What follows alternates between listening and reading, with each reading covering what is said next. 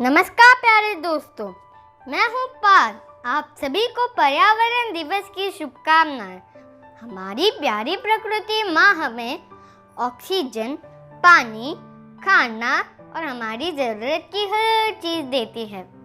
कितना अच्छा हो अगर हम इंसान यह समझते कि हम इस प्रकृति के मालिक नहीं बल्कि उसके विशाल परिवार का एक हिस्सा है और हमें हमारे साथी पेड़ पौधों, जानवरों इन सब के साथ मिलजुल कर प्यार से रहना है। प्रकृति से उतना ही ले जितनी की हमें जरूरत है और बदले में अगर इस प्रकृति को ढेर सारा प्यार और देखभाल दे तो हमारी प्रकृति कितनी सुंदर होंगी ना। आज हम आपको ऐसे ही होनहार बेटे बेटियों से मिलवाएंगे जो अपनी प्रकृति माँ की देखभाल में दिन रात लगे हुए हैं। और आगे बढ़ने से पहले हम आपको बता दें कि हम हर हफ्ते बच्चों के लिए एक अच्छी और सच्ची खबरों का बुलेटिन लाते हैं, जिसकी जानकारी सबसे पहले पाने के लिए हमारे YouTube channel yes India can को सब्सक्राइब करें और बेल आइकॉन को दबाना ना भूलें। आज देखिए 1 लाख पेड़ लगाने वाली तुलसी गौड़ा अम्मा, जानवरों की जान बचाने वाले पीरा राम जी, प्लास्टिक के कचरे से सड़क बनाने वाले वैज्ञानिक, ऑर्गेनिक खेती से आत्मनिर्भर बना एना बावी गांव। और जानिए सिक्किम के बारे में कभी न सुनी रोचक बातें। नमस्कार दोस्तों, मैं हूँ श्रेया। जंगल हमारी धरती माँ के फेफड़े है, मगर पिछले कुछ सालों से हम इंसान अपनी ज़रूरतें पूरी करने के लिए तेज़ी से जंगल को नष्ट कर रहे हैं। यह गति इतनी तेज़ हो गई है दोस्तों कि हर मिनट लगभग 14 फुटबॉल ग्राउंड जितना जंगल काटा जा रहा है। ऐसे में हमारी धरती माँ को स्वस्थ रखने के लिए हमें कई सारे पेड़ पौधे लगाने और उनका ध्यान रखने की ज़रूरत है। अब बताइए दोस्तों, आप अपनी ज़िंदगी में कितने पेड़ों का ध्यान रख सकते हैं? शायद आप कहें 1, 2 या फिर 1 आध दर्जन। कितना आसान है नर्सरी से एक पौधा खरीद लाना और उसे लगाना, मगर उतना ही मुश्किल है उस छोटे से पौधे को एक बड़े वृक्ष में बदलना, क्योंकि शुरुआती कुछ सालों में उस नन्हे पौधे को देखभाल की ज़रूरत होती। मगर आज हम आपको मिलवाएंगे कर्नाटक के छोटे से गांव होनाहल्ली में रहने वाली 76 वर्षीय आम आदिवासी महिला तुलसी गौड़ा अम्मा से, जो लाखों से भी अधिक पौधे लगा चुकी है और उनकी देखभाल अपने बच्चों की तरह करती है। विश्वास नहीं होता ना? पौधों को कब कैसी देखभाल की ज़रूरत है वह इसे अच्छी तरह से समझती है। आज तक उनका लगाया हुआ एक भी पेड़ सूखा नहीं है। तुलसी अम्मा कभी स्कूल नहीं गई, मगर उनके पेड़ पौधों के प्रति ध्यान के लिए उन्हें एनसाइक्लोपीडिया ऑफ फॉरेस्ट भी कहा जाता है। उनके पास भले ही कोई शैक्षणिक डिग्री नहीं हो, लेकिन पौधों के प्रति उनके प्रेम, जुड़ाव और ज्ञान के बल पर उन्हें वन विभाग में नौकरी मिली है। अपनी 14 वर्ष की नौकरी के दौरान उन्होंने लाख से भी ज़्यादा पौधे लगाए, जो आज बड़े वृक्ष बन गए हैं। भारत सरकार ने उनके पर्यावरण के प्रति समर्पण के चलते उन्हें पद्मश्री पुरस्कार से सम्मानित किया है। विकास के नाम पर दुनिया भर में पेड़ों को काटने का सिलसिला अभी भी जारी है। इसी से दुखी होकर तुलसी अम्मा ने वृक्षारोपण का काम शुरू किया था। उम्र के इस पड़ाव पर भी उनका हरियाली बढ़ाने का और पर्यावरण को सहेजने का अभियान जारी है। आप भी अपने घर के आसपास सड़कों के किनारे पेड़ पौधे लगाएं और उनका जतन करें। मैं श्रेया आपसे फिर मिलूंगी कुछ अच्छी और नई खबर के साथ। नमस्कार। नमस्कार दोस्तों, मैं हूँ स्वराली। आपने सुना ही होगा कैसे केरल में कुछ शरारती लोगों ने पाइनएप्पल में पटाखे रखकर एक हाथी को खिला दिए। तब उस मदर एलिफेंट के पेट में एक बेबी एलिफेंट भी था। इस क्रूर और अमानवीय घटना से उन दोनों की मौत हो गई। बुरी तरह जख्मी हो जाने पर भी उस हाथी ने किसी इंसान को, खेत को या घर को नुकसान नहीं पहुंचाया। जहाँ एक तरफ ऐसे क्रूर और निर्दयी लोग होते हैं जो जानवरों को तकलीफ देकर खुश होते हैं, तो वही कुछ ऐसे भले लोग भी हैं जो अपनी पूरी जिंदगी बेजुबान जानवरों की देखभाल और इलाज में लगा देते हैं। राजस्थान के पीराराम बिश्नोई भी एक ऐसे ही शख्स है। वह पेशे से भले ही मैकेनिक हो, पर उन्होंने अभी तक 1200 से भी ज्यादा जंगली पशु पक्षियों की जान बचाई है और उनका इलाज भी किया है। पीराराम बताते हैं कि हर बिश्नोई बच्चे को बचपन से ही जंगल और जानवरों से प्यार करना सिखाया जाता है। उन्हें बताया जाता है कि अगर जान देने पर भी एक पेड़ को बचाना पड़े तो यह एक सस्ता सौदा है। बचपन में जब पीराराम देखा करते थे कि उनके खेत में मोर, खरगोश, हिरन चर रहे हैं, खेत का नुकसान कर रहे हैं, तो वह अपने माँ बाप से पूछते, आप इन जानवरों को भगाते क्यों नहीं? उन्हें उनके माँ बाप तब बताते थे कि बेटा, नुकसान वह हमारा नहीं करते, नुकसान तो हमने उनका किया है। जिस जमीन पर अभी उनके जंगल थे, वहाँ हमने अपनी खेती बनाई। इस प्रकृति पर उनका और हमारा बराबर का हक है। हमें उनके साथ मिलजुल कर रहना है। वही पीराराम जब बड़े होकर मैकेनिक का काम करने लगे तो उनकी दुकान पर आने वाले ड्राइवर उन्हें बताते थे कि कैसे गाड़ी से टकरा कर किसी जानवर की मौत हो गई या कोई जानवर जख्मी हो गया। ऐसे बातें सुनकर उन्हें बड़ा दुख होता था। इसलिए उन्होंने घायल जंगली जानवरों को बचाना अपने जिंदगी का मिशन बना लिया। अब तक उन्होंने कई हिरणों, बंदरों, लोमड़ियों, खरगोश और मोर जैसे कई पशु पक्षियों की जान बचाई है।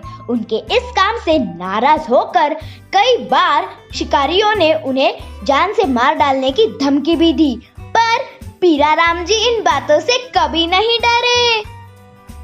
हम सबको भी पीराराम जी की तरह पशु पक्षियों से प्यार करना सीखना चाहिए। मैं स्वराली आपसे फिर मिलूंगी ऐसी और अच्छी खबर के साथ। तब तक के लिए नमस्कार। दोस्तों, अब हम आपके बर्थडे के लिए लेकर आ रहे हैं एक अच्छा मौका। वैसे हमारा बर्थडे अपने आप में अच्छा ही होता है। अब यस इंडिया गैंग के साथ मिलकर अपने बर्थडे को आप सही मायने में मेमोरेबल और हैप्पी वाला बर्थडे बना सकते हैं। यदि जन्मदिन पर कुछ अच्छा काम कर रहे हो, किसी जरूरतमंद की मदद कर रहे हो, तो इसकी जानकारी एक वीडियो बनाकर हमें भेज दो।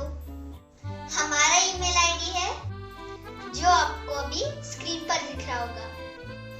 आपका वीडियो आप इस मेल पर भेज सकते हैं।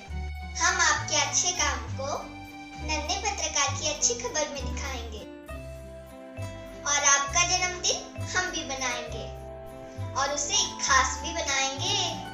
तो भेजते रहिए आपका अच्छा वाला वीडियो। Thank you. नमस्कार दोस्तों, मेरा नाम मुग्धा है। हम सब जानते हैं प्लास्टिक पर्यावरण के लिए कितना बड़ा खतरा है, पर कई मामलों में वो हम इंसानों की ज़रूरत भी बन चुका है। सुबह से इस्तेमाल होने वाले ब्रश, पानी की बोतलें, मोबाइल, स्कूटर से लेकर आँखों के चश्मे तक हर चीज़ में प्लास्टिक है। हम इंसान अब तक धरती पर 30,000 हाथियों के वज़न के बराबर प्लास्टिक बना चुके हैं। इसमें से 90% प्लास्टिक तो रिसाइकल भी नहीं किया जाता और अपने आप ख़त्म होने में इसे हज़ारों साल लग जाते हैं। इसलिए सारी दुनिया के साइंटिस्ट इस प्लास्टिक के कचरे का क्या करें, इस पर माथापीची कर रहे हैं। पर हमारे देश के वैज्ञानिक राजगोपालन वासुदेवन जी ने प्लास्टिक के कचरे से सड़क बनाने का फॉर्मूला ढूंढ निकाला है। सुनकर चौंक गए ना, इसलिए तो लोगों ने अब प्लास्टिक मैन कहने लगे हैं। तो अब कचरा भी गायब होगा और सड़कें भी टकाटक होगी। राजगोपालन जी ने सबसे पहले अपने कॉलेज में ही प्लास्टिक के कचरे से सड़क बनाकर दिखाई। प्लास्टिक के कचरे से भी सड़क बनाई जा सकती है, यह लोगों को समझाने के लिए उन्हें कई साल मेहनत करनी पड़ी। आखिरकार 2006 में जाकर उन्हें इस खोज का पेटेंट मिल गया, यानी इस तकनीक को अब उनके अलावा कोई और इस्तेमाल नहीं कर सकता था। वासुदेवन चाहते तो किसी भी मल्टीनेशनल कंपनी को यह तकनीक करोड़ों रुपयों में बेच सकते थे, पर उन्होंने देश की भलाई के लिए भारत सरकार को यह टेक्नोलॉजी मुफ्त में ही दे दी। और तो और उन्होंने खुद ध्यान देकर हज़ारों किलोमीटर सड़कें भी बनवाई। उनके इस ज़बरदस्त काम के लिए उन्हें पद्मश्री पुरस्कार से भी सम्मानित किया गया है। तो आप भी अपना दिमाग राजगोपालन अंकल की तरह तेज चलाना शुरू कर दीजिए। मैं मुग्धा आपसे फिर मिलूंगी और एक अच्छी खबर के साथ। नमस्कार। नमस्ते, मैं राधिका इंगोले। हमारे भारत देश की आत्मा यहाँ के गांव और किसानों में बसती है, इसीलिए हमारे भारत को एक कृषि प्रधान देश कहते हैं। किसान हमारे लिए अन्न, फल, सब्जियाँ आदि उगाते हैं। भारत में ज्यादातर छोटे किसान हैं, जिनके लिए हाई क्वालिटी फर्टिलाइजर्स, महंगे बीज खरीदना मुश्किल है। यही वजह है किसान कर्ज में फंस जाते हैं और उन्हें आत्महत्या जैसे कदम उठाने पड़ते हैं। अपनी खेती के पैदावार बढ़ाने के लिए किसान भारी मात्रा में केमिकल्स का इस्तेमाल कर रहे हैं, जिससे शुरुआत में फसल की पैदावार तो बढ़ती है, मगर उससे पानी, जमीन, हवा, वातावरण प्रदूषित हो रहा है। इन सभी समस्याओं का सॉल्यूशन भारत के किसानों को दे रहा है तेलंगाना का छोटा सा गांव एनबवी, जो तेलंगाना का पहला जीरो बजट ऑर्गेनिक खेती करने वाला गांव है। जीरो बजट यानी कि खेती में बीज और मजदूरी के अलावा कोई खर्च नहीं आता। इस वजह से खेती का मुनाफा बढ़ जाता है। लेकिन एक समय ऐसा भी था जब एनबवी के कई किसान कर्ज और कम पैदावार के चलते आत्महत्या कर रहे थे। फिर 13 साल पहले एनबवी गांव के 52 किसानों ने यह ठान लिया कि उनकी समस्या का समाधान नेचुरल खेती से ही होगा। इसीलिए सभी 52 किसानों ने केमिकल का इस्तेमाल करने के बजाय गाय का गोबर, गोमूत्र, नीम और जीव खाद का इस्तेमाल शुरू किया। गांव के किसान बताते हैं, केमिकल से ज्यादा इस्तेमाल से जमीन खराब हो गई थी। ऐसे में नेचुरल ऑर्गेनिक खेती के शुरुआत के 3 से 4 सालों में खेती के पैदावार कम थी, मगर फिर धीरे धीरे ये बढ़ने लगी। पहले यहाँ के हर किसान पर कर्ज था, मगर अब यहाँ एक भी किसान कर्ज में नहीं है। हर घर में एक ट्रैक्टर और एक साइकिल है, जिससे उनकी जिंदगी आसान बन गई है। अब आसपास के गांव के लोग भी ऑर्गेनिक फार्मिंग की कॉन्सेप्ट अपनाने लगे। आज इस गांव के अनाज, फल और सब्जियां दूसरे देशों, राज्यों और शहरों के बाजारों में भेजी जा रही है। नेचुरल ऑर्गेनिक खेती से किसानों को कम खर्च में ज्यादा आमदनी प्राप्त हो रही है। तेलंगाना राज्य का यह गांव पर्यावरण सुरक्षा की संकल्पना को नई राह दिखाता है। किसान ही अन्नदाता है, किसान ही देश का भाग्य विधाता है। मैं राधिका आपसे फिर मिलूंगी अगले हफ्ते एक और नई कहानी, एक और नई अच्छी खबर के साथ। अंत में बस इतना ही कहना चाहूंगी कि भारत माता के इन किसानों को मेरा कोटि कोटि प्रणाम।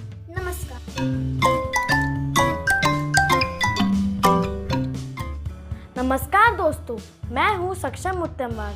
आज रोचक बातों में आपको लिए चलेंगे हिमालय की गोद में बसे एक छोटे से खूबसूरत राज्य सिक्किम में। आपको बताएंगे सिक्किम के बारे में वह बातें जो आपको बिल्कुल पता नहीं होगी। अगर अंडमान निकोबार का अपवाद छोड़े तो सिक्किम भारत का अकेला ऐसा राज्य है जहाँ कुल जमीन के 82% भूभाग पर सिर्फ जंगल है। यहाँ की वन्य जीव विविधता को यूनाइटेड नेशन ने विश्व धरोहर भी घोषित किया है। सिक्किम दुनिया का पहला पूरी तरह ऑर्गेनिक यानी कि जहर मुक्त खेती करने वाला राज्य है। साल 2002 से ही सिक्किम ने खेती में केमिकल और रसायनों के इस्तेमाल पर पाबंदी लगा रखी है। यहाँ 75,000 वर्ग हेक्टर ज़मीन पर ऑर्गेनिक खेती की जाती है। सिक्किम के लोग प्रकृति को भगवान की तरह पूजते हैं। कंचनजंगा पहाड़ को वो पवित्र भगवान मानते हैं, इसलिए पर्वतारोहियों को सिक्किम से कंचनजंगा चढ़ने की परमिशन नहीं दी जाती। सिक्किम के लोग अपनी नदियों से भी बहुत प्यार करते हैं। बांध बनाकर नदियों के पानी को रोकना उन्हें बिल्कुल पसंद नहीं आता। भले ही बांध का पानी बिजली उत्पादन करता हो, सिंचाई की व्यवस्था करता हो, सिक्किम में हमेशा नदियों को बांध पर रोकने के खिलाफ जन आंदोलन होते रहे हैं। वैसे तो सारी दुनिया प्लास्टिक पर किसी न किसी तरह निर्भर है, पर सिक्किम के एक बड़े हिस्से नॉर्थ सिक्किम में प्लास्टिक पर पूरी तरह प्रतिबंध है। वहाँ न पानी की बोतल ले जा सकते हैं, न स्नैक्स के पाउच, यहाँ तक कि पानी की बोतल भी आपको बांस की बनी हुई मिलेगी। खाने पीने के लिए भी आपको गर्मा गर्म स्थानिक पकवान ही मिलेंगे। आपने अपनी पूरी ज़िंदगी में कितना बड़ा फूल देखा होगा? अगर मैं कहूँ कि सिक्किम में 1-2 मीटर ऊंचा फूल होता है तो क्या आप इस बात का विश्वास करेंगे? जी हाँ दोस्तों, हिमालय की तलहटी में पाए जाने वाला रहूबर्बर नाम का फूल सिर्फ सिक्किम में ही देखने को मिलता है। तो कैसी लगी आपको हमारी यह मज़ेदार बातें? ऐसी ही मज़ेदार बातें जानने के लिए हमारी अच्छी खबर हर हफ्ते देखते रहिए। धन्यवाद। हेलो दोस्तों, मेरा नाम है अथर्व और इस पर्यावरण दिन पे मैंने एक पेड़ लगाकर अपना जन्मदिन मनाया है। आप भी पेड़ लगाइए और हमारे अर्थ को सुंदर बनाइए। पेड़ लगाकर जन्मदिन मनाने के लिए यस इंडिया कैन की ओर से हैप्पी बर्थडे अथर्व। तो दोस्तों, आपको हमारा यह आज का बुलेटिन कैसा लगा, यह हमें कमेंट में ज़रूर बताइएगा। अगर आप भी हमारी तरह नन्हे पत्रकार बनना चाहते हैं तो अपना एक वीडियो रिकॉर्ड कर हमें ईमेल कर दें। अगले हफ्ते फिर मिलेंगे ऐसी ही कुछ अच्छी और सच्ची खबरों के साथ। तब तक के लिए नमस्कार।